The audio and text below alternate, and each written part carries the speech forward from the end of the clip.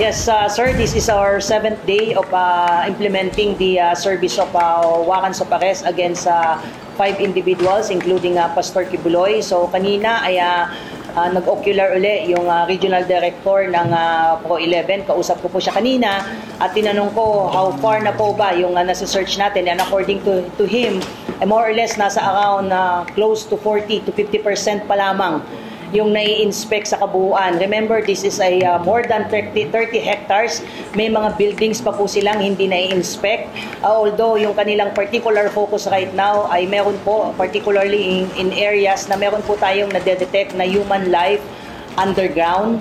May mga equipment and devices pa rin po tayong ginagamit. At some of you might be wondering bakit napakatagal just to give you an idea doon sa kung bakit natatagalan, particularly in locating this underground facility.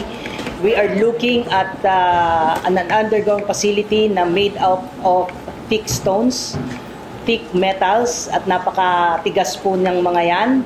So itong underground facility was built and made to withstand any man-made calamity or even natural made disaster. So ganun po yung hinaharap po natin na difficulty why it's really taking time to really penetrate this underground facility and to locate yung mga possible ingress and egress dito po sa mga underground facility. But we have a specific areas, but I hope you understand, hindi po natin maibigay yung specific so as not to telegraph po, at alam naman natin. And although some of them are being released sa social media, sa isang network, but kasi para maintindihan nyo po, kasama po natin kasi sila sa pag-i-inspect as part of procedure para makita po nila. And on the part of the PNP, we don't want to prolong this more than what is necessary. Gusto na naming matapos to, and pagbigyan nyo po uli akong umapila kina Pastor Kibuloy at 4 pa. Let us spare your members.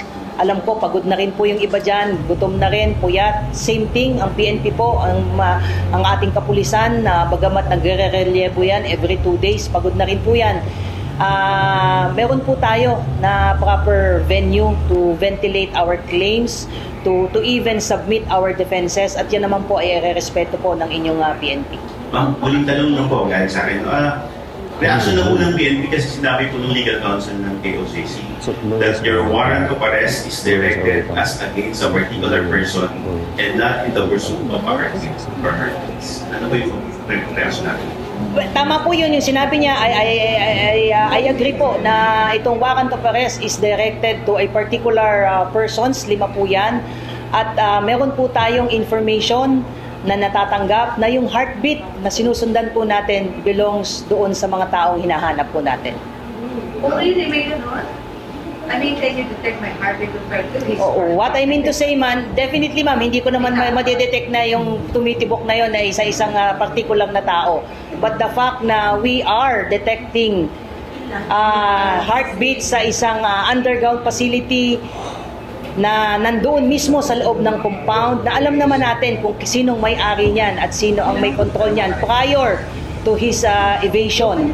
Alam po natin yan. But kung sasabihin niyo ako categorically na sigurado ba kami na kay Pastor Kibuloy pa yon at doon sa 4, I'm sure naman hindi naman po tayong magician para sabihin po natin. But definitely, meron po tayong na-detect po doon na heartbeat, not 1, not 2, but as to the number po ay definitely mo, there are movements underground at yun po yung ating ngayong tinitignan po. Hindi talaga tayo. Yes po, hindi po tayo. Yan po yung objective natin, ma'am. Hindi po tayo aalis doon until such time we are satisfied na nasilip na po natin at na-inspect lahat po ng sulok nitong napakalawak po na compound na ating hinahanap po. Yung movement ng heartbeat, nung first na na-detect siya, sa certain area siya, tapos ngayon namomonitor yung umakalaw siya, parang may tendency na tumakas, parang gano'n. Yun yung ayaw po natin na mangyari, na matakasan pa po tayo, kaya limitado po muna yung binibigay nating information.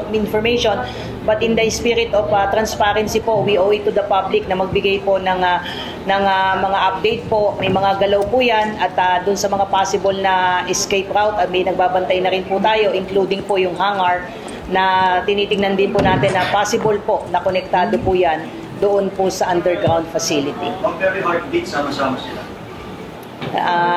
Bigay nyo na po sa amin yun, sir. Kung ito bang mga heartbeats na ito ay magkakasama. Ang importante po ay tumitibok po yung puso nila.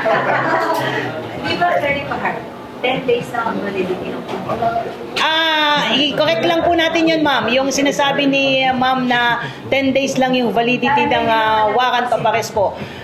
Pagka ang korte po ay nag-issue po ng warrant of arrest, ay meron po yan na, dalawa po kasi yan, yung warrant of arrest at saka po yung search warrant. Ang search warrant po yan, ang validity po yan, 10 days.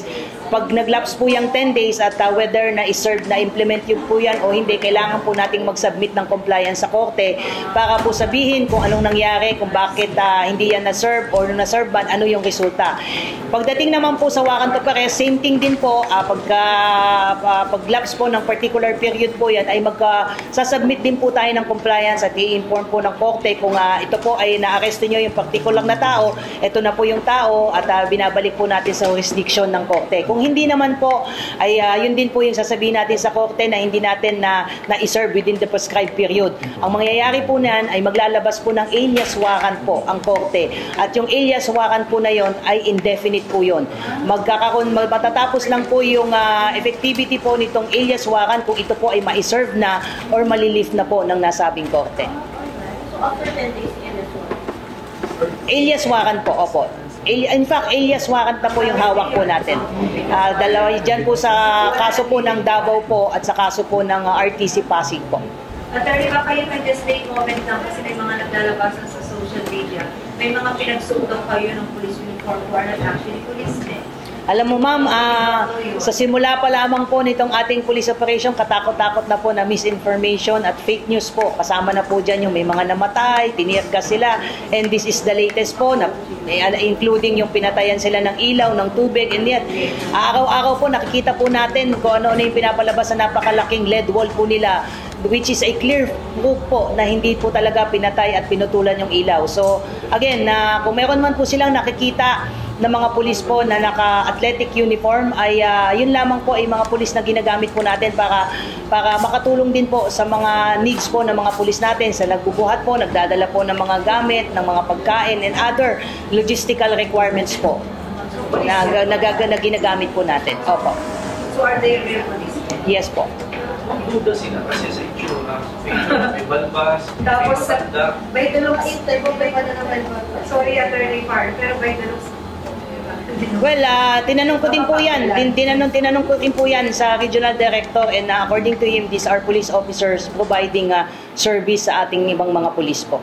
Maaring hindi na po nakapag-ahit sa pang-ilang araw na po to, kaya mahaba na yung balbas at tumanda na rin po dahil sa sobrang pagod at walang tulog po. So I'm taking the word of the regional director po in answering your question po. alright.